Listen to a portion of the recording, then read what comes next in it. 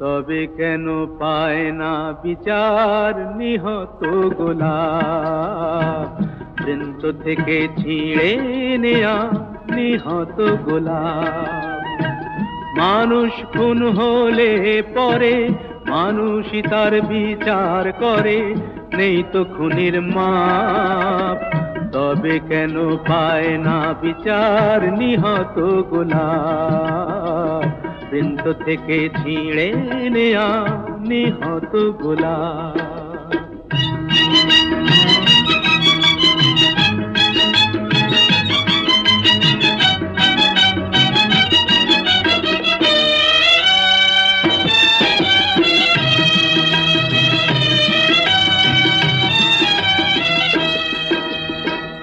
চেয়ে দেখো গোলাপটার বুকটা চিরে রক্ত ঝরে, আহাকে